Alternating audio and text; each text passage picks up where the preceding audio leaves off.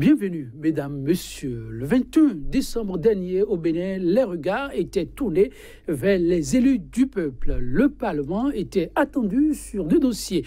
Le vote du budget exercice 2018 et la sommation de la Cour constitutionnelle relativement à la désignation des membres du COS. L'EPI, si beaucoup ne se mettaient pas Mattel en tête par rapport à l'étude et l'issue du premier point, ils étaient nombreux quant au second point. Les Béninois à retenir le souffle. Que feront les élus du peuple de l'injonction de la Cour, se demandait plus d'un. Sur le fait, le plaidoyer de l'élu du peuple de la 14e circonscription électorale, Nouréni Achadé, aurait pu donner toute une allure à la procédure en cours. Une étude a-t-il demandé en procédure d'urgence du dossier, étude qui malheureusement n'a pu prospérer. Le dossier sera par la suite affecté à la commission des lois pour la production d'un rapport qui, une fois prêt, sera soumis à l'examen et au vote lors d'une prochaine plénière. Pas de désignation donc des membres du COS-LEPI à la date du 21 décembre. La séance du jour sera toutefois ponctuée d'une déclaration des députés de la minorité parlementaire. Déclaration deux fois interrompue par le président de l'Assemblée avant d'en arriver même à destination et puis suspendu définitivement. Désignation des membres du COS-LEPI, l'Assemblée nationale dans l'impasse, c'est le thème, mesdames, messieurs, qui aura focalisé notre attention pour ce numéro de votre émission Débat 100% Bénin. Le débat, nous le ferons dans un instant avec les acteurs politiques. Mais avant, la revue de presse.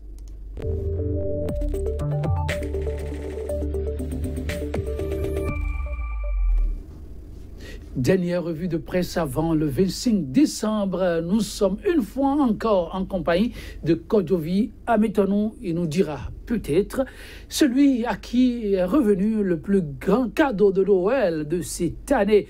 Kodjovi Ametonou, je me retourne vers vous. Bonjour. Bonjour à vous, Joël Tonji. Bonjour également à nos amis téléspectateurs. Quand vous parlez de cadeau de Noël, je ne sais pas si c'est au plan politique ou si c'est sur tout autre registre, mais si c'est de la politique que vous parlez, eh bien c'est le chef de l'État. Même si ce n'est pas à l'unanimité comme au premier budget, eh bien le chef de l'État a quand même eu son budget qui est adopté quand même à l'Assemblée. 61 députés lui ont donné quand même leur quitus. Ah oui, ici c'est 62 des élus du peuple, il faut se frotter les mains. Tout à fait. Quand tu viens maintenant, qu'y a-t-il de particulièrement intéressant pour nos téléspectateurs ce jour? Non, mais écoutez, les députés donc en tout cas ont donné leur quitus une fois de plus au chef de l'État pour exercer son programme d'action donc au Bénin. Et là-dessus, beaucoup de quotidiens sont revenus sur le vote du budget, mais beaucoup plus sur ce qui s'est passé avant l'adoption donc de ce projet de loi des finances, puisque entre-temps, le président de l'Assemblée nationale, Maître Adrien Ongbedi, a interrompu l'honorable Guy Mitokpe, qui, de la majorité président et minorité parlementaire du moins, faisait donc cas d'une certaine déclaration que le président de l'Assemblée a jugé beaucoup plus outrageux. Quand je viens maintenant, nous allons plutôt découvrir plus amplement chacun de ces titres. Voilà, on démarre donc avec le quotidien Actu Express qui ne s'est pas beaucoup plus attardé sur le vote du budget, mais beaucoup plus autre sujet. Gestion politique et réalité spirituelle. À Javon, la hantise permanente de Talon, au-delà donc de la main basse sur l'économie du Bénin, urgence de nouer avec le strict respect des engagements et puis adoption de la loi des finances gestion 2018 en second titre. L'honorable Robert Bihan salue la clairvoyance de ses pairs. Le quotidien La Dépêche, cette fois rejet du budget 2018 par la minorité parlementaire. Eh bien, le cadeau de Noël à Patrice Talon. Et puis passons donc à la Nouvelle Tribune, le quotidien Nouvelle Tribune qui met en titre « Grave menace sur la démocratie à l'ère de la rupture, la liberté d'opinion en danger à l'Assemblée nationale, vassalisation de l'Assemblée nationale ». Ongbedi affiche son vrai visage, lire donc la déclaration et puis le verbatim des échanges. Ongbedi Mitokpe a retrouvé donc dans les colonnes du journal La Nouvelle Tribune qui cède place donc à l'Afrique en marche. Discours sur l'état de la nation. Patrice Talon face à l'Assemblée nationale ce jour. Les députés peuvent-ils discerner le vrai de la ruse? Et puis, Assemblée nationale toujours. Le ton est monté entre le député Mitokpe et Ongbedi. Le dossier y a y consacré et bien sûr dans les colonnes du journal L'Afrique en marche. Le Béninois libéré. Chaud d'empoignade à l'Assemblée nationale hier autour du vote du budget. Mbedi, comme un ministre de talent, lire le grand dossier de la rédaction sur ce qui s'est passé hier. Et puis, grosse humiliation en vue contre Talon. Ce jour, les députés de l'opposition boycottent son discours. Le confrère de la matinée, Joël dit, gestion de l'État du Bénin, et bien si c'était comme la République bananière, mode d'emploi. Et puis, décision de la Cour constitutionnelle sur la désignation des membres du COSLEPI. La minorité parlementaire se conforme à la décision. Le bureau de la majorité présidentielle, toujours dans l'entêtement. Et puis, situation économique nationale, les portes de ressources additionnelles se ferment peu à peu sur le Bénin. Matin libre cette fois, interruption de la déclaration de Guy Mitokpe. Mbedi confirme la vassalisation du Parlement. La minorité boycotte ce jour le discours de Talon. Et puis quotidien point média législative de 2019. Un député de la majorité présidentielle s'alarme. Adoption du budget de l'État exercice 2018, des incohérences mises à nu et dénoncées par la minorité parlementaire. Et Joël, si vous voulez vous adonner à cet exercice de la compréhension de la ruse et de la rage, allez donc à la page 5 du journal Point Média. Merci, Kodjovi. Maintenant, avec nos téléspectateurs, on pourra s'attarder sur quel point, par exemple peut-être ce qui s'est passé entre l'honorable Guy Mitokpe, le président de l'Assemblée nationale. C'est à déplorer dans un état de droit où nous avons quand même accepté la pluralité politique. On ne peut quand même pas, au niveau de l'hémicycle, où les députés sont quand même une émanation du peuple, une représentation de la population, empêcher, même si la loi vous l'autorise, un député qui fait une déclaration. C'est autorisé. Le président de l'Assemblée a la latitude, parce que c'est lui qui apprécie la gravité des propos. Et donc, mais lorsque ici, l'honorable Guy Mitokpe représente un bloc de députés, c'est à croire quand même qu'une frange de la population est interdite d'accès donc, à manifestation, à la liberté d'opinion, à la liberté d'expression, et c'est suffisamment grave pour un État démocratique et qui plus est un président de l'Assemblée qui est un avocat de formation, ça pose problème. Son intervention, vous ne l'avez pas comprise ou vous la trouvez non avenue? Vous l'avez compris, vous? Quelle est en définitive c'est très simple. Il n'y a qu'à laisser simplement cette partie de la population s'exprimer.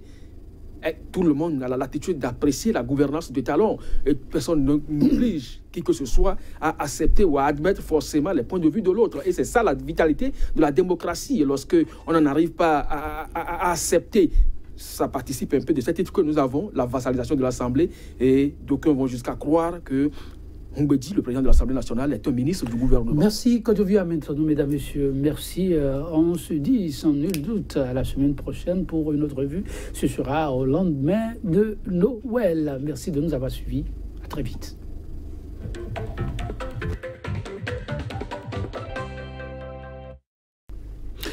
Bienvenue, mesdames, messieurs. Le 21 décembre dernier au Bénin, les regards étaient tournés vers les élus du peuple. Le Parlement était attendu sur deux dossiers. Le vote du budget exercice 2018 et la sommation de la Cour constitutionnelle relativement à la désignation des membres du COSLEPI.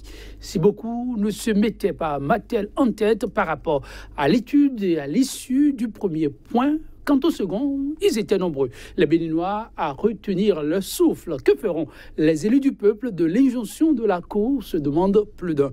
Sur le fait, le plaidoyer de l'élu du peuple de la 14e circonscription électorale nous à Tchadé pour une étude de procédure d'urgence du dossier n'a pu prospérer. Le dossier sera donc par la suite affecté à la commission des lois pour la production d'un rapport qui, une fois prêt, sera soumis à l'examen et au vote lors d'une prochaine plénière. Pas de désignation donc des membres du COSLEPI à la date du 21 décembre. La séance du jour sera toutefois ponctuée d'une déclaration des députés de la minorité, toujours par rapport au sujet. Mais déclaration qui, deux fois de suite, sera interrompue par le président de l'Assemblée avant même d'arriver à terme, puis définitivement suspendue. La dite déclaration.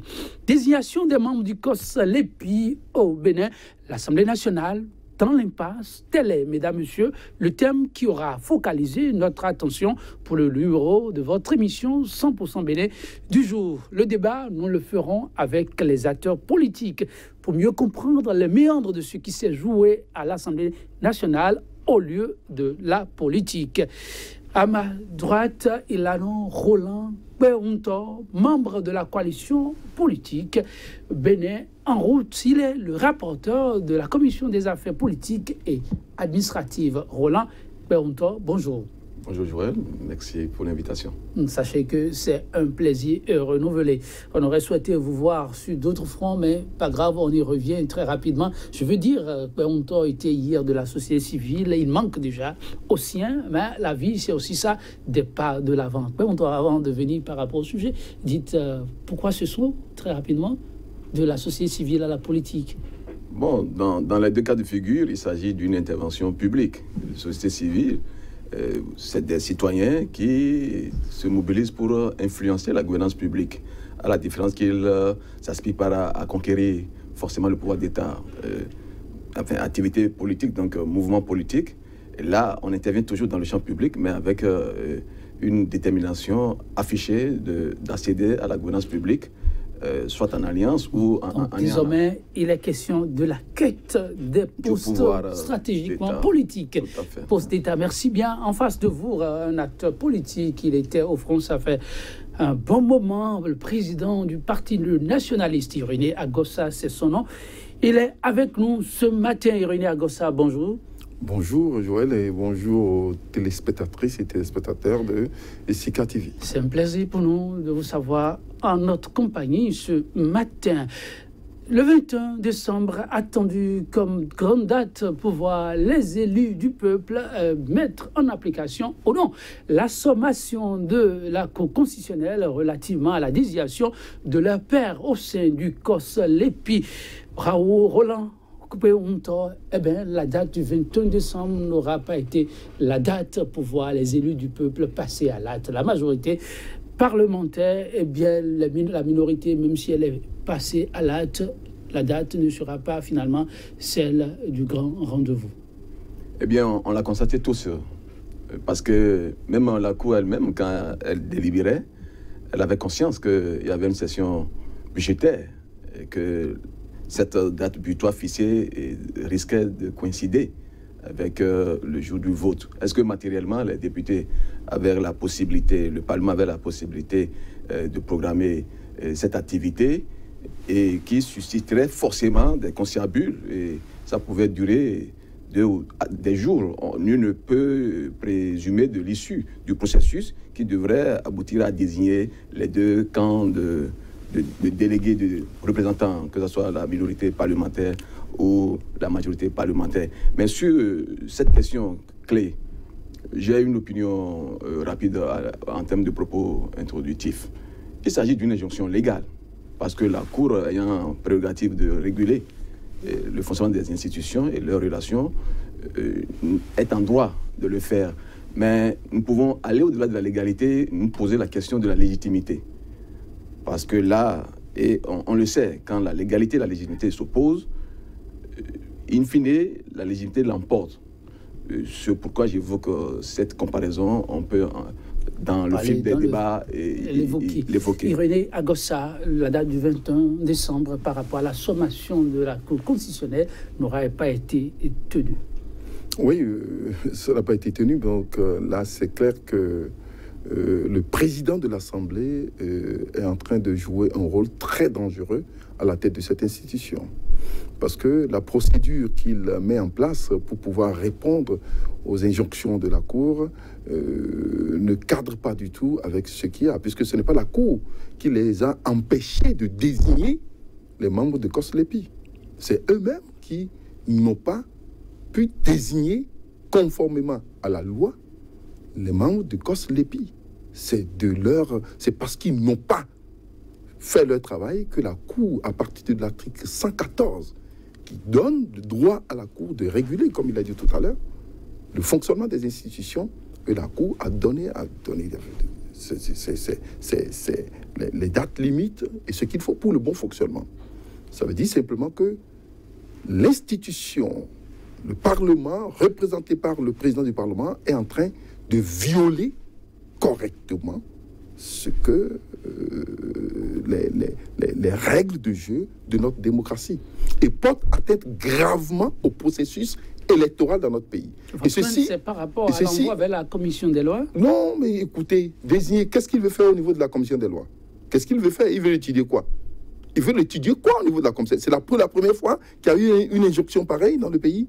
Non, nous savons. Et nous connaissons bien sûr la position de Maître Adrien Oumbédi par rapport au Ravip, Corse, Lépi, etc. Et tout le monde sait ce qu'ils sont en train de préparer. Vous allez nous apprendre ce que vous savez. De préparer par rapport à la liste électorale prochaine. Mais on leur dit ceci, ce qui est clair. Ils seront désagréablement surpris. Il faut simplement respecter les tests dans notre pays pour que ça marche.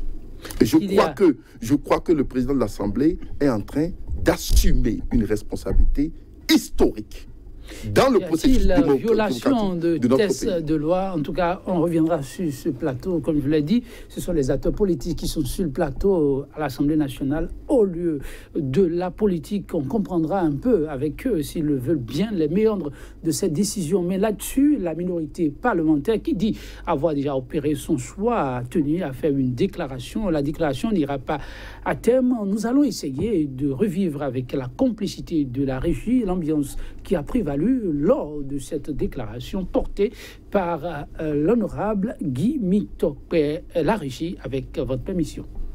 L'Assemblée nationale, chers collègues députés, comme poussé par une fatalité aveugle qui s'acharne depuis avril 2016 à compromettre dangereusement l'avenir de notre nation, notre Parlement, au plus grand mépris de ses attributions constitutionnelles, s'est résolument installé dans le rôle d'un exécutif bis. Pendant une année, nous, de la minorité parlementaire, avons observé et tenté d'opiner diplomatiquement sur les dérives du gouvernement à travers les rencontres folkloriques du chef de l'État avec les groupes parlementaires, mais nous n'avons pas été écoutés. S'il vous plaît, chers collègues, nous n'accepterons pas que vous fassiez outrage aux institutions de la République. Vous avez commencé par le premier outrage concernant l'Assemblée nationale elle-même. Je suis passé là-dessus. Mais vous ne pouvez pas outrager le chef de l'État. Ce n'est pas possible, c'est une institution. Monsieur le Président, essayez de modérer vos mots. Nous sommes ici à l'Assemblée nationale. Nous ne sommes pas en meeting. Monsieur le Président de l'Assemblée nationale, je crois bien que c'est la déclaration d'un groupe du Parlement. Oui, mais je peux censurer, sinon je vous... Non, je sais que vous pouvez censurer, monsieur le Président. Je ne discute pas avec vous. Je ne discute pas avec vous, monsieur le Président. Si vous m'arrêtez, je retourne à ma place simplement. Sinon, je vous arrête. Merci infiniment. Je continue, monsieur le Président. En avril 2017, nous avons empêché la mise en œuvre de la plus vaste machination qui allait ouvrir la voie à la décapitation de notre jeune démocratie. Depuis, nous subissons les assauts les plus redoutables, mais qui ne nous émeuvent point et qui sont condamnés à l'échec, car nous avons foi en notre peuple. Ainsi donc, Monsieur le Président de l'Assemblée nationale, vous assumez la lourde responsabilité, appuyé par nos collègues retranchés avec vous-même, dans une zone de confort moralement inconfortable, la lourde responsabilité, disons-nous, de la destruction programmée de notre jeune démocratie, une démocratie dont la vivacité offre à tous la tranquillité de vivre et même à un exilé la possibilité de revenir sur la terre de ses ancêtres, se faire élire président de la République. Monsieur le Président de l'Assemblée nationale, nous sommes députés et assumons à notre morale défendant toutes ces lois inappropriées que nous votons dans cet hémicycle au nom de la dictature de la majorité à travers une commission des lois à genoux devant le ministre de la Justice. Monsieur le Président de l'Assemblée nationale, ce propos-là sera censuré. Et si vous en faites encore un, je suspends la séance. Avec votre permission, je continue, Monsieur le Président. Si j'en entends encore un, je suspends la séance. Monsieur le Président de l'Assemblée nationale. La séance est suspendue.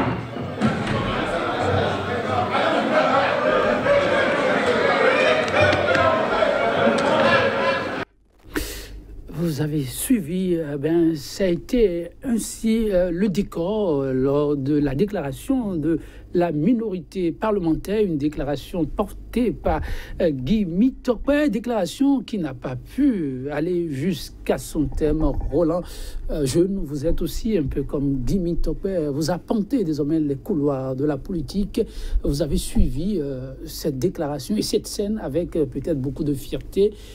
Quels ont été vos premiers sentiments avant d'aller au contenu? Mais déjà, vous me permettez, parce qu'on démarre avec une nouvelle séquence là, mais déjà dans l'élément précédent, j'ai écouté dire par M.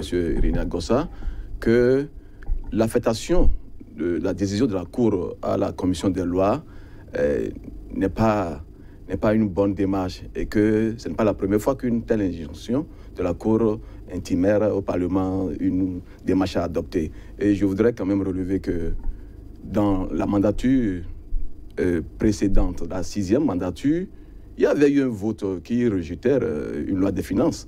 Et voyant, il y avait eu un recours auprès de la Cour, et la Cour, dans sa décision, faisait l'injonction, un peu pareil, aux parlementaires, pour revenir en session et revoter, presque.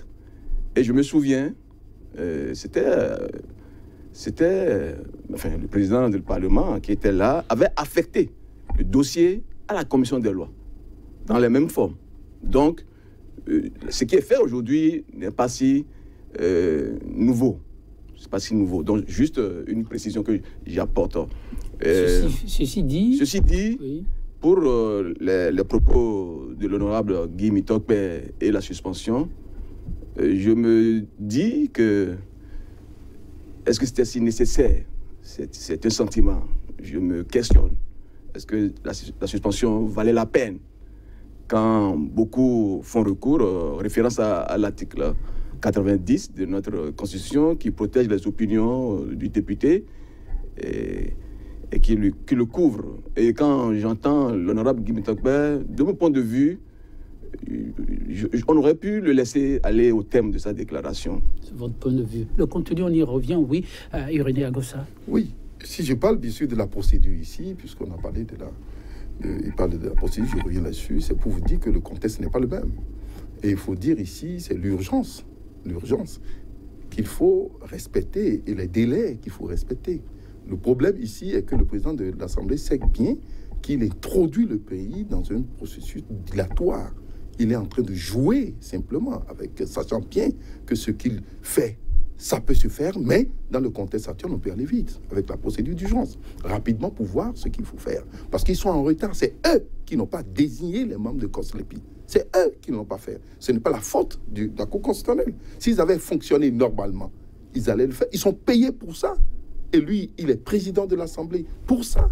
Pour faire respecter les tests, c'est dans leur règlement. C'est lui qui doit le faire respecter. Donc, c'est son rôle. Le contexte n'est pas le même. Et ce que je veux préciser ici, c'est aussi grave que le comportement que le Parlement a aujourd'hui fait que des citoyens disent du n'importe quoi sur les institutions. Je vais revenir sur ce qu'il a dit tout à l'heure, sur les institutions. Je ne sais pas si vous entendez ce que les gens disent sur les institutions. Là aussi, le respect des institutions est en train d'être dégradé partout. C'est pas bien.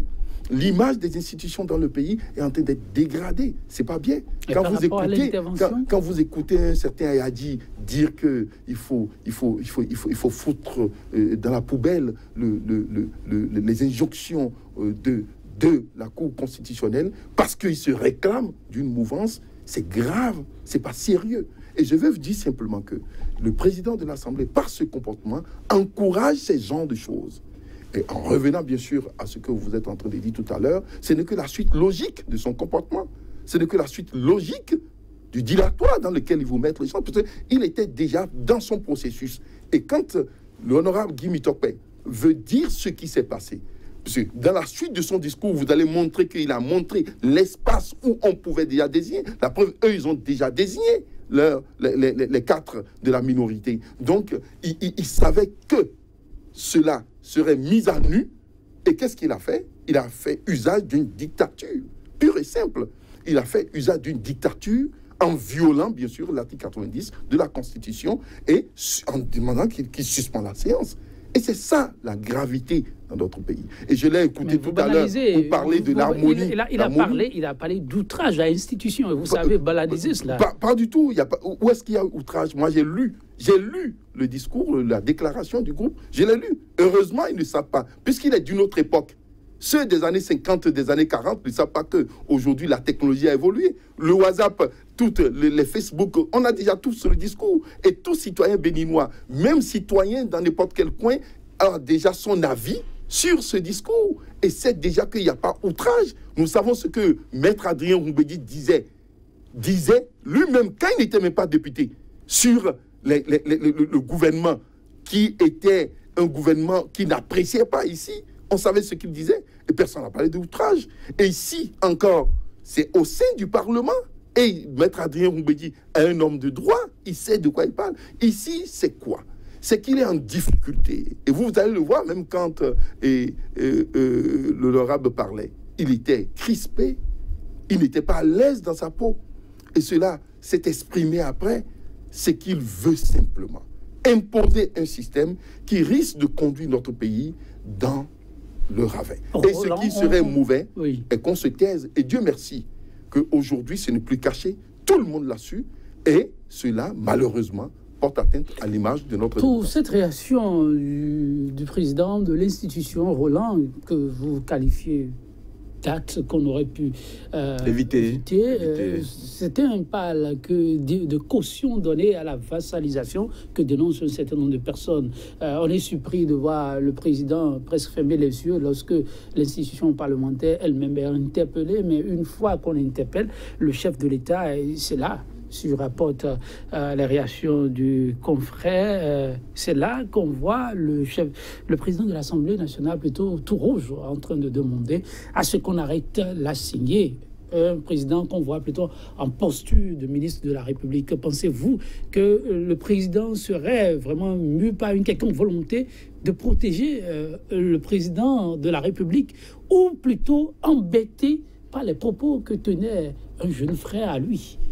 Non, le président de l'Assemblée, il est aussi député. Tout à fait. Et entre députés, on peut, comme nos adages le disent, nos dictons le disent, on peut laver le linge sale en famille. Donc, que des propos de l'honorable Guy Mitokpe soient des attaques envers l'institution parlementaire, ça peut se régler à l'interne. Mais quand c'est des propos qui sont de nature à porter outrage ou à offenser le chef de l'État, pris comme une institution constitutionnelle, et évidemment, en assurant la police des débats, le président du Parlement était en droit de le mettre en garde. Non, peut-être pas, le terme n'est peut-être pas en garde, mais l'amener à contrôler ses propos. Je ne qualifie pas les propos de l'honorable d'outrage, mais c'est pour dire que entre des parlementaires, donc des collègues, on peut s'entendre après. Mais dans une déclaration officielle, il est de la responsabilité du président du Parlement de veiller à ce que d'autres institutions ne soient pas mises en difficulté. Mais quand on parle de vassalisation d'une institution, je ne crois pas. C'est trop tôt, c'est des opinions trop hâtées. Parce que nous avons connu d'autres mandatures où on parlait même de l'allégorie de Pipan. Vous voyez, donc c'est trop tôt de donner un jugement de valeur comme quoi le Parlement est en train d'être... On peut avoir des propos d'opposants avec plus d'élégance de mon point de vue. Le député Guy Mitokpe et sa suite adresseront finalement leur déclaration aux hommes des médias qui se feront le porte-voix. Et entre autres, à l'issue de cette déclaration en filigrane, peut-être que si la plénière avait pu laisser le temps aux députés, comme vous l'avez souhaité, d'aller jusqu'à terme, ils y découvriront peut-être quelque chose de formidable pour le grand ensemble. Mais je vous lis ce point. La minorité parlementaire se désole de ce que la désignation n'a pu se faire alors que le temps presse. On pourrait, dit-il, avoir un calendrier comme suit: le vendredi 15, le lundi 18 passé, Vous m'excusez. Nous avons aujourd'hui la preuve que si elle n'existait pas, la vassalisation aurait pu fallu l'inventer et la faire animer par des hommes qui ont le sens de l'État. Nous voulions donc rendre un hommage mérité à la Cour, même si elle n'a fait que son devoir, car certaines institutions sont incapables de faire convenablement leur... Je m'arrête plutôt là avant de vous lire le pan que je voudrais vous présenter un peu plus tôt. Et sur cette question, je voudrais plutôt demander, voilà, la Cour constitutionnelle, vous l'évoquiez tout à l'heure, en faisant cette injonction, est-ce que elle n'aurait pas pu anticiper un peu plus la date du 21? N'était-ce pas, comme le disent certains, plutôt une provocation? Le 21 qui était comme une date butoir, et quand on sait que les débats peuvent aller au-delà même de 23 heures, n'était-ce pas un petit piège, une patate chaude envoyée plutôt aux députés? Évidemment, vous faites bien de nous rappeler, est-ce que la Cour n'aurait pas dû intervenir un peu plus tôt? Oui, puisque le délai pour le COS LEPI court depuis le second semestre de cette année. Donc, en attendant jusqu'à fin décembre pour intimer l'ordre aux parlementaires qui sont en session budgétaire, provocation, je n'ose pas l'utiliser comme telle, mais ça irrite un peu. Ça irrite un peu. Et j'évoquais la question de la légalité et de la légitimité. Autant la Cour, elle est en droit de dire ce qu'elle a dit là, mais la décision du 12 décembre succédait à une autre, intervenue le 5 décembre, un peu plus tôt, qui proclamait la conformité à la Constitution de la loi sur le RAVIP. Or, au sein de la loi sur le RAVIP, en son article 13, si je ne me trompe, il est dit que les conclusions des travaux, les travaux du RAVIP seront reversés à l'instance en charge de la gestion de la LEPI. Ça pose un problème de double emploi. Si, concomitamment, pendant que les conclusions du RAVIP n'étaient pas reversées, une instance en charge de la LEPI travaillait, quelle serait la pertinence? Et j'évoquais la légitimité pour dire, est-ce que les institutions de la République, telles que conçues en 90, ne vont que fonctionner et ne pas se soucier de la promesse de la démocratie qui est le bien-être? En dehors de la liberté, il y a l'homme vit de la liberté, mais aussi du pain. Or, voyez ce qui est là. Le RAVIP qui est déclaré conforme à la Constitution, a un coût en train d'être mis en œuvre. On met en même temps, aux côtés du RAVIP, le COS LEPI qui rentre encore en activité. Et on a dit que les conclusions du RAVIP seront reversées. Ça fait double emploi d'un point de vue. Et la faute à qui? Mais si les instances parlementaires, avec les députés, quels que soient les bords auxquels ils appartiennent, ont voté une loi et la Cour la déclare conforme à la Constitution, il faut se préoccuper. Ça veut dire que nous pouvons mettre en mal les finances publiques sans pour autant se soucier du bien-être auquel aspire le peuple. Parce que ça fait double emploi, c'est évident.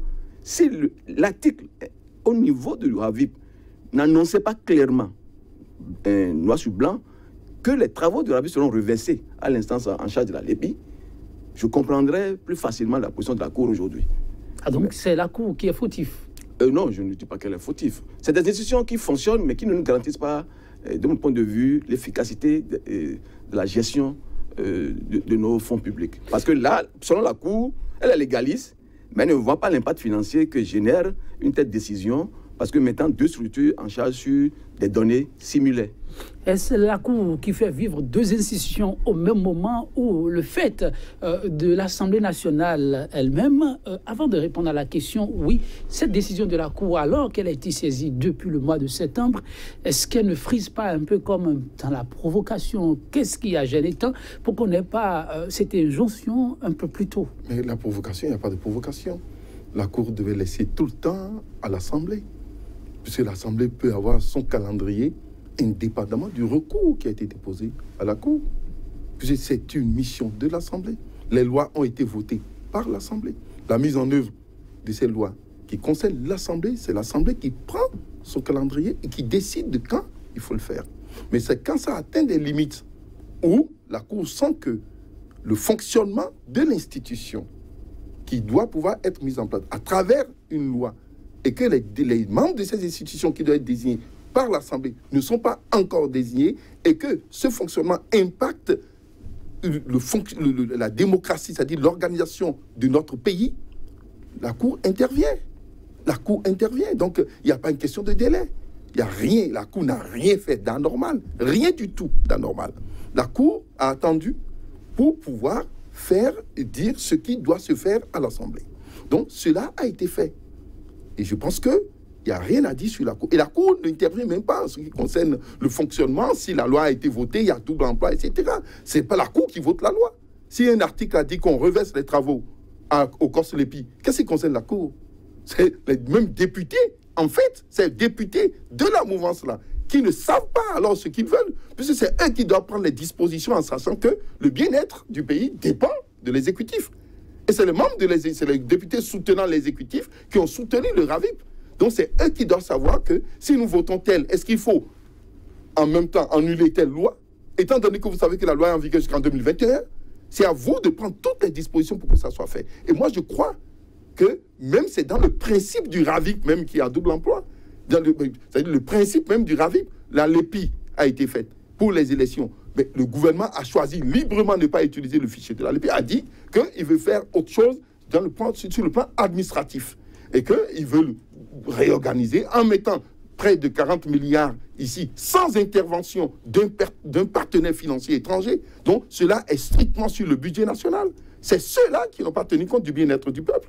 Et c'est ceux-là, c'est ceux qui soutiennent ceux-là qui ont voté cette loi en n'en tenant pas compte de ce que vous êtes en train de dire. Donc, c'est tout à fait simple. Rien ne concerne la Cour constitutionnelle. La Cour constitutionnelle a dit, vous avez voté une loi, vous devez faire telle chose, en ton temps, vous ne l'avez pas fait, faites-le maintenant pour que ça marche. Et je crois que le président de l'Assemblée devait être plus sage. Il n'allait pas interrompre, bien sûr, l'honorable.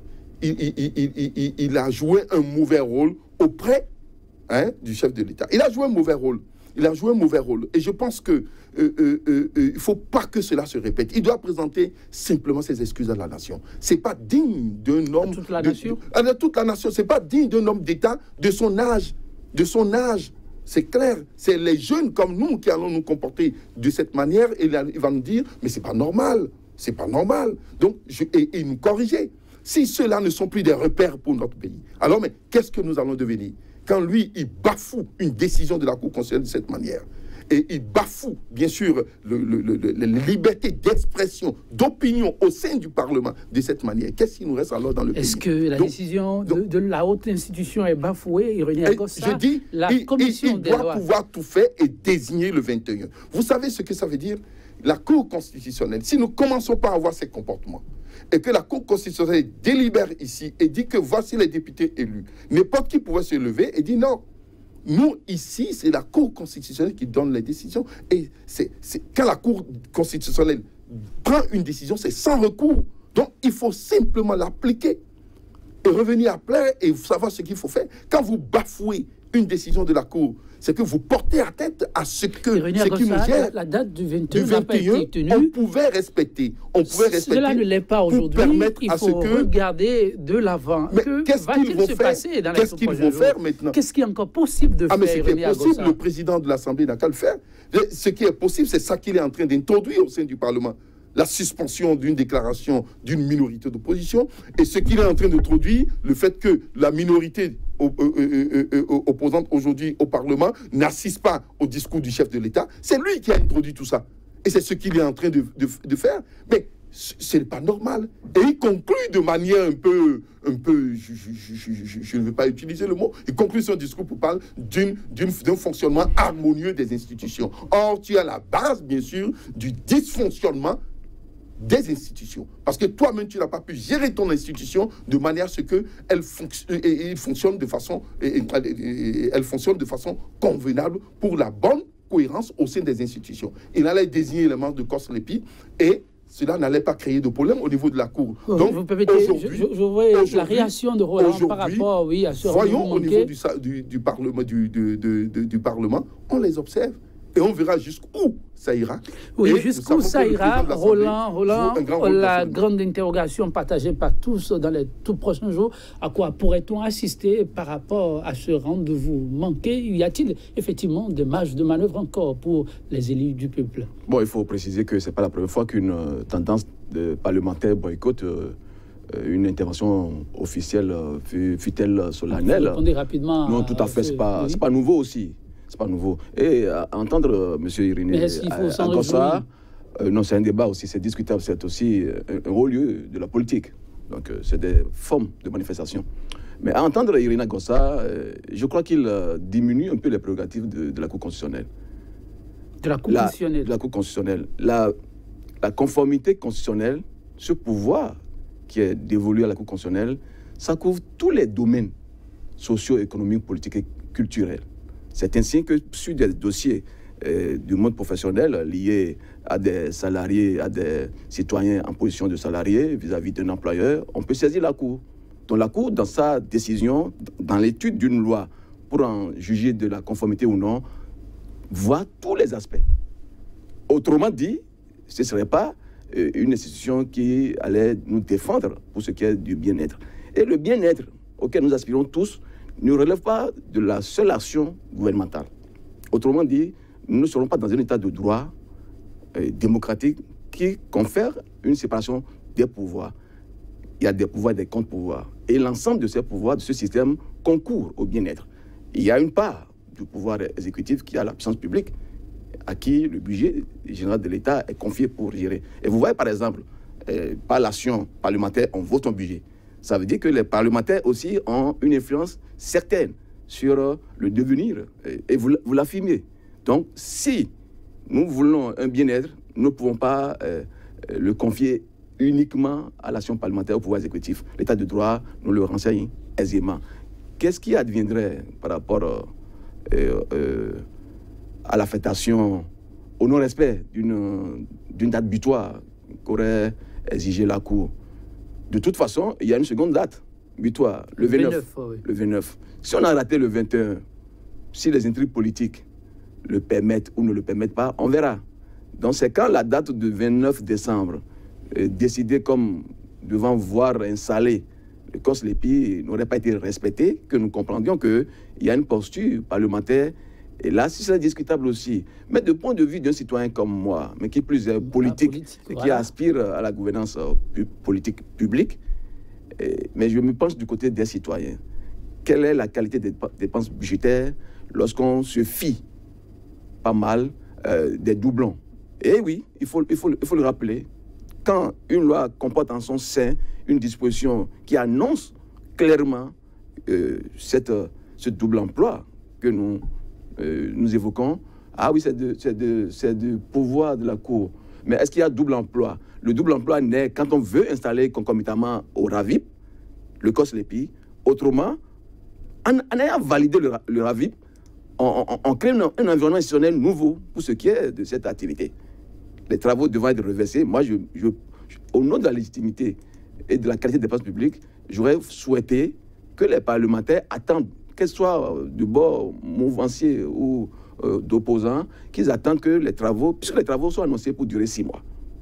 Et oui, 6 mois, ce n'est pas ad vitam, ça ne va pas durer l'éternité. Si ce n'est qu'une mise en parenthèse, combien de fois nous n'avons pas violé nos tests? Combien de fois nous n'avons pas mis en parenthèse les lois de la République? Eh oui. Donc vous encouragez ça? Non, je n'encourage pas. Je suis légaliste. Je suis légaliste. Et c'est pourquoi les deux là ne s'opposent pas. Je suis légaliste. Mais c'est pour dire, entre la légalité et la légitimité, j'annonce clairement qu'il faut soutenir la légitimité. D'abord, la légitimité emporte toujours sur la légalité. Pour autant qu'en légaliste, on ne peut pas aspirer à gouverner le champ public et prôner un discours anti-légaliste. Pas du tout. Pas du tout. Mais nous sommes dans un cas concret d'hypothèse. Nous ne sommes pas dans une hypothèse d'analyse. Nous sommes dans un cas factuel. Il y a deux lois où, en voulant les appliquer, il faut qu'une partie d'une loi termine d'abord avant que l'autre ne prenne la main. On veut mettre les deux simultanément. Et il peut se poser une question de la qualité des dépenses publiques. Qualité des dépenses publiques, et au nom de cette qualité, il y a un choix à opérer et Roland a effectué le sien clairement. Quel est le vôtre? Parce que c'est vous, politique, qui décidez effectivement au nom du peuple. Il n'y a pas de choix, c'est clair. Ils sont pris par le propre piège de fraude. C'est-à-dire, vous voyez, c'est quand vous voulez frauder et vous n'êtes pas sur la droite ligne des choses. Frauder. Ils veulent frauder pour les élections. Leur Ravip, ils veulent frauder. C'est-à-dire, ils ont dit. Mais le chef a dit que le Ravip ne servira pas. Ne servira pas pour le COSLEPI. Attendez, vous allez les voir. Suivez bien son discours. Et ça reviendra encore maintenant. Ça reviendra encore plus. C'est ça qui pique le président de l'Assemblée. Il sait qu'il ne peut plus être président de l'Assemblée s'il n'y a pas fraude. Il sait bien ce qui se passe dans le pays. Ils écoutent ce qui se passe. Il a fini avec la politique. Il a été reconduit à la tête de son parti. Il a été reconduit à la tête de son parti. Pour veiller au grain, a-t-il dit. Laissez. Disons-nous la vérité. Moi, je vous dirai clairement ce qui se passe. C'est clair. Puisqu'ils veulent reconduire leur Ravip. C'est-à-dire, la structure des Ravip, c'est ça qu'ils veulent prendre pour remplacer le COSLEPI. C'est ce qu'ils veulent faire. C'est dans leur tête. Roland, c'est ça? Et attends, c'est ce qu'il veut faire. C'est dans leur tête. Je ne suis pas magicien. Et il vous parle, de bien-être. Quel bien-être? Quel bien-être? Laissez cette histoire de bien-être, de qualité de dépenses. La qualité de dépenses, quand il y a une erreur au niveau de l'exécutif qui envoie au niveau du Parlement un mauvais dispositif en matière de dépenses, ces députés au Parlement peuvent rectifier. Puisque aujourd'hui, vous avez 61 députés au Parlement. Si les 61 députés ont cautionné l'erreur du gouvernement, ce n'est pas à la Cour de revenir et de dire quelque chose. Moi, je veux dire quelque chose. S'il y a erreur, il n'y a pas erreur. Ils savent bien ce qu'ils sont en train de faire. Ils veulent affamer le peuple. Parce que affamer le peuple et conduire le peuple vers... Dans quel dessein? Bien sûr, pour rester au pouvoir. Parce qu'il on affame le peuple, on pour rester au pouvoir. Le président l'a dit, hein, suivez-le. Pour rester au pouvoir, il ne s'agit pas de développer un pays. Hein. Il s'agit de tenir les grands électeurs. Donc d'affamer le peuple, de tenir les grands électeurs. Ainsi, tu resteras au pouvoir. Ils sont dans leur logique. Je veux vous dire simplement ceci. La Cour constitutionnelle a joué son rôle constitutionnel. Pas de débat. Et je ne veux pas qu'on dise ici qu'on habitue notre peuple aux violations des lois. Nous sommes sur une chaîne. C'est votre point de vue. Nous sommes sur une chaîne qui est suivie partout. Je crois qu'on ne peut pas dire ça de mon pays. C'est grave. C'est pas ma position. Il ne parle pas de légitimité, de légalité. Laissez ici, la question de légitimité ne se pose pas. La question qui se pose ici, c'est une question de légalité, de respect du test.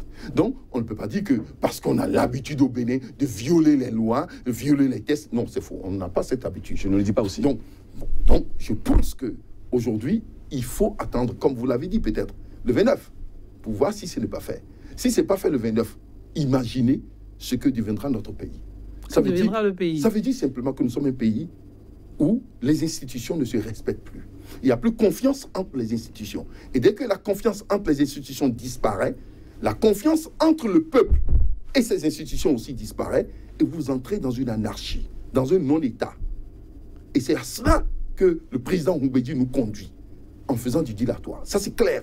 Il faut faire en sorte que les décisions de la Cour soient respectées. Parce que c'est des décisions sans recours. Il faut respecter ça dans le pays. Tout ce qui doit être fait peut être fait, mais il faut respecter strictement les décisions de la Cour. Surtout que vous étiez, vous, fautif dans votre fonctionnement, vous le savez, il faut respecter. Et régler les problèmes internes. Si vous avez d'autres problèmes liés aux mises en conformité, à la mise en œuvre des deux lois, mais réglez ça au niveau du Parlement et posez ça comme un autre problème. Donc ici, il faut respecter strictement les décisions de la Cour. Et quand vous voyez au niveau de tous des réseaux, vous voyez comment ça se passe, comment on traite la Cour constitutionnelle, comment on traite le Parlement. Ça a commencé un peu partout. Et quand vous voyez le discours même de l'honorable Guy Mitopé, il dénonce des choses graves qui se passent au niveau du Parlement. Et quand le citoyen écoute cela et voit que ses représentants sont dans telle situation et qu'il constate au bout du rouleau que même la liberté d'expression d'opinion qui doit être la règle du jeu au sein du Parlement est violée, alors nous allons vers où? Où serait le bien-être alors? Où serait le bien-être dans ces conditions? Ou même ce qui doit pouvoir nous permettre de respecter... Vous permettez, Irénée Agossa, Roland Péontor, il y aura dans les tout prochains jours une autre séance plénière qui devra statuer sur les recommandations de la commission des lois. Politiquement, quelles seraient les données qu'on pourrait mettre en jeu pour éviter éventuellement des doublons, sur à quoi plutôt vous avez fait allusion tout à l'heure, pour permettre au pays, parce que oui, il y a un enjeu, comme vous l'avez dit, politique qui est là, mais il y a aussi un enjeu économique qui tient fortement à cœur au chef de l'État. Non, évidemment, c'est irréversible que le Ravip, quant quant à cette loi qui porte RAVIP, donc le recensement là, c'est en cours déjà. Donc ce qui est en difficulté, c'est l'installation du COSLEPI pour que les membres, les deux bords, commencent par travailler sur une matière que nous connaissons, l'EPI. Si la session, la plénière à venir après la clôture de la session budgétaire aborder la question, c'est évident, puisque le rapport technique que va produire la commission des lois, la commission des finances, non, la commission des lois plutôt, puisque finances, c'est déjà passé hier. Donc la commission des lois, il y aura des orientations. Et donc les deux bords parlementaires, le bloc, la majorité parlementaire et la minorité parlementaire, ils vont rentrer en conciliabule selon la qualité des arguments que le BPM, je crois, hein, va aborder, va reverser au dossier. Ceux de la minorité verront. Et selon aussi les arguments que les parlementaires minoritaires vont reverser sur la table de négociation, ils verront. Ce qui est sûr, ils sont tous béninois. Je ne les vois pas en train de vouloir comploter ou contredire la quête des Béninois dont ils sont les mandataires. Je ne crois pas. Et j'attends aussi vivement qu'il y ait une issue, un dénouement. Et j'ai déjà dit ma position. Et les deux lois, il n'y a pas de contradiction, hein, de mon point de vue. C'est à l'application, c'est en voulant mettre les deux activités simultanées que le problème se pose. Les deux lois sont déclarées conformes à la Constitution. Donc il n'y a pas de problème. Donc c'est à l'opérationnel maintenant qu'en voulant... Et voyez comment les deux, les parlementaires, quels que soient les bords, ils se sont tués quand même. Parce que le retard ne date pas d'aujourd'hui. Ils se sont tués. Il a fallu une décision de la Cour constitutionnelle pour pouvoir se mettre en activité, même les députés minoritaires. Donc il faut se questionner. Qu'est-ce qui avait motivé le silence? Un peu comme un consensus qu'ils avaient trouvé en ayant la loi portant sur RAVIP, et RAVIP étant mise en exécution, quoique des critiques nous viennent pour dire que les représentants de RAVIP ne sont pas de tous les bords, mais qu'à ça ne tienne. Mais ce qui est sûr, c'est qu'il y a des députés qui sont tous membres dedans, des deux bords. C'est appliqué. Bon, donc essentiellement, et comme qui sont nos représentants, moi je ne suis pas encore parlementaire. C'est eux qui décident en notre nom, qu'ils voient l'avenir du pays et qu'ils témoignent de cette quête. Nous sommes un pays pauvre, très endetté, un budget essentiellement difficile à mobiliser au plan fiscal. Et on voit comment il y a eu des lois rectificatives, des difficultés pour nous d'exécuter un budget voté en 2016. Donc on a des difficultés budgétaires. Ça veut dire que le plus petit denier public devrait être mis en œuvre avec efficience. Et ça doit trotter dans la tête de tout parlementaire, opposant ou mouvancier. Donc on ne peut pas avoir une facilité à voter les lois qui génèrent des coûts, des incidences financières à n'en point fini, et ne se mettre comme rôle que de les voter et de voir les conséquences financières. Et évidemment, il y aura des soulèvements. Le grand vœu reste? Le grand vœu reste qu'il trouve un consensus qui permet au RAVIP de poursuivre les travaux et ne pas obliger une deuxième institution. Le COSLEPI n'est pas abrogé, pas du tout. Ce n'est qu'un délai, un problème de timing, de mise en œuvre de son activité. Votre grand vœu par rapport à la préoccupation? Je l'ai dit, il faut que le président de l'Assemblée arrive à mieux manager l'Assemblée. Moi, je pense qu'il peut présenter ses excuses à la minorité. Il a commis une erreur, l'erreur est humaine. Je pense qu'il peut rectifier ceci et en ramenant une entente au sein de l'Assemblée.